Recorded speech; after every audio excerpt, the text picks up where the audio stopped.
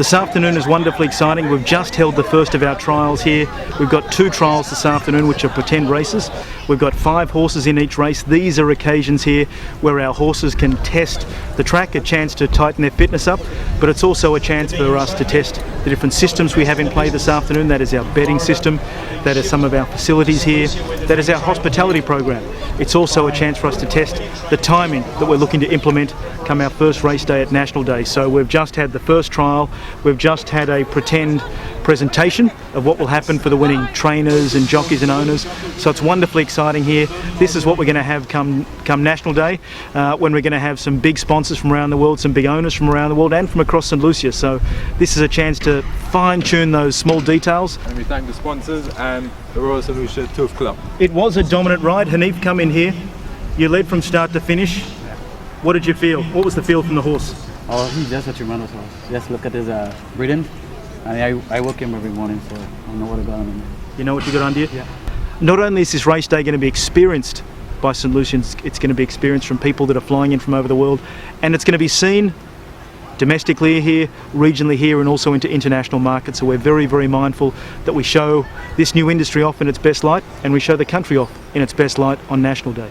Good man. Well done to you, Hanif. Well done, Mr. Seneca. Great joy to be a part of the first trial this afternoon at the Royal St Lucia Turf Club. It's been going wonderfully well. Excited by the size of the crowd here, the energy that people are getting. They're certainly understanding. This is our last open day, so this is the last chance to come and see the facility before race day. After today, we unfortunately have to pull down the shutters to finish off different bits and pieces.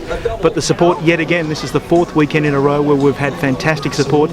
People continue to pour in. The feedback we get when we talk with St Lucians is very, very positive, so that's wonderfully endearing, and we're greatly appreciative of that support. In the races we'll have more horses per race. The capacity field per race is 12 horses per race. We anticipate we'll have race fields between 8 and 12 in size on most race days. Come December 13 you're going to have more horses competing. You're going to have jockeys, the leading jockeys from around the Caribbean here, owners from across the Caribbean, from across the United States and also from Australia, and sponsors from all over the world. So it's going to be a big, big deal, National Day. You spoke to some of the jockeys. How was the experience for them? Look, the experience for the jockeys has been very, very supportive. These jockeys have been working these horses. They've been playing a role leading into today. Many of them are going to be competing on National Day. They understand the significance of what today provides. They understand the importance of getting today right as it leads into National Day. So these horses are coming out. They've all got different programs. Today is an important stepping stone for the horses, for the jockeys, and also for the trainer. Lightning Express. Lightning Express? You're right. Right, good. As things come together, this is a chance to get a feel of an understanding of where these horses are at in their programs, where the track is at as well for our track managers. So all the bits and pieces come together today, and we've got another 2 and a bit weeks to fine-tune things, but things are certainly on track. We know you had one in very dry conditions, and we know some clouds are coming over, so you'll be able to possibly get to test 2 conditions? It's possible. Hopefully we can hold off the rain both this afternoon and also on National Day, but racing goes on, come what may, under raining or conditions or in the sunshine. So certainly we're hoping that certainly come National Day, it's a lovely sunny day that St Lucia shows itself off in its very, very best way, because we want to show St Lucia to the world, and this is a priceless opportunity to do so.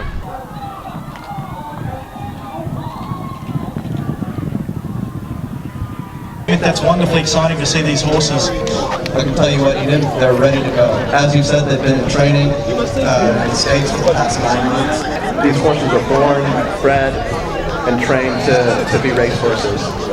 Look, it's really nice to see the track up and running. More importantly, it's really great to see this kind of crowd coming out for these preliminaries. And I was also speaking to the volunteers. It's great practice for them, and I'm glad to see they're going through the discipline of what the organization is going to be like. And this is very, very exciting. And I think one of the things that's clearly missing is the big videos are going to be up. So basically when people are here, the big screens are going to be up, so you actually be able to see the horses running on the backside like you are at some of the more international races. So I'm very excited to see the development and the progress we're making.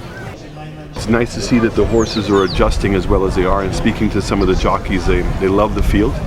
It's a beautiful view in here. So look, I'm just waiting for December 13th. I think that's going to be tremendously exciting for St Lucia, and I think that St Lucia is going to be announcing in a big way its entry into this fabulous sport. Can you give us an idea for the 13th? is basically the expectations for that day and who's likely to be here and so on? So we've timed it, coincided the 13th with an investment conference, so it'll be taking place on the 12th. So we have a fair amount of people coming in on the 11th, some people coming in on the morning of the 12th. We have an investment conference up north on the 12th, and a dinner with them. We have, I think at this point, I think it's 11 or 12 billionaires already who've signed up to be able to come down. Some major companies. We're going to be putting on a presentation of all of the different investments taking place in St Lucia. And then on the 13th itself, we're obviously going to have the horse race. I think it's five races in all that we're going to be doing, followed by a concert over here for National Day. And then some of the people are leaving that day itself, and others will be staying the extra day. So we'll be organizing some events for their husbands and the wives while they're here.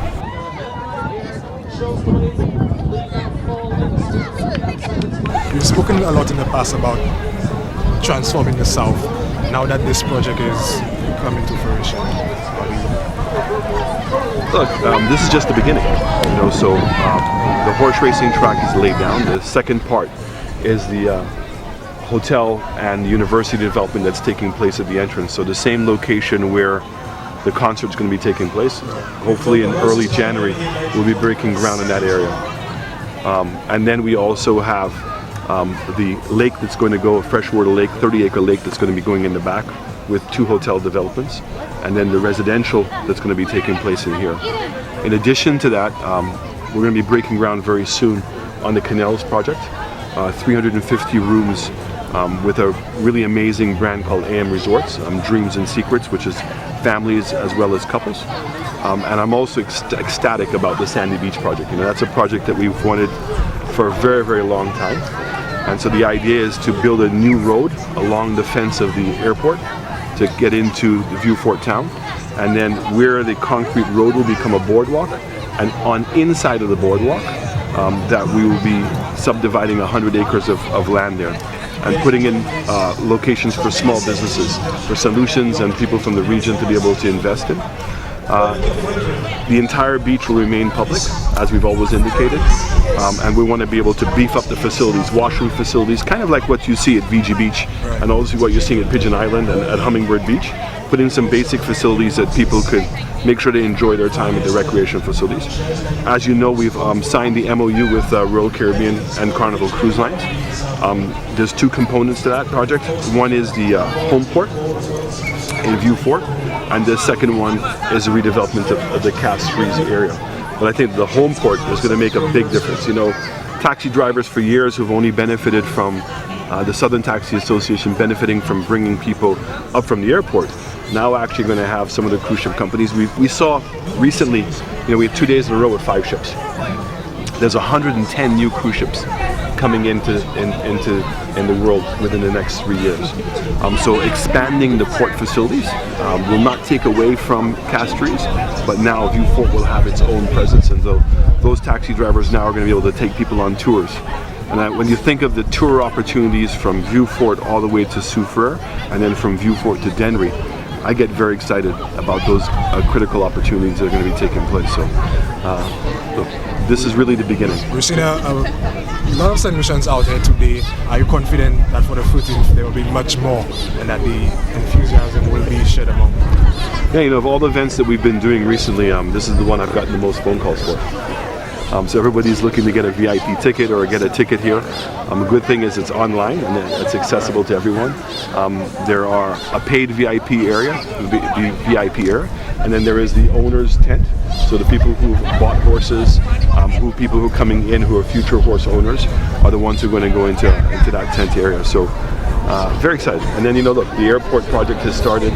St Jude's has started, and you can feel the economic activity now in the South. And I think that people are genuinely starting to believe that the South is going to take off. And I want certainly the people in the North to know that this is to help St Lucia, because we need to be able to expand the capacity of our country to be able to grow. I had some very successful meetings in Washington, D.C. I'm hoping as soon as I've signed the contracts that I can make a major pronouncement that would really put St Lucia at a completely different level when it comes to our airport facility.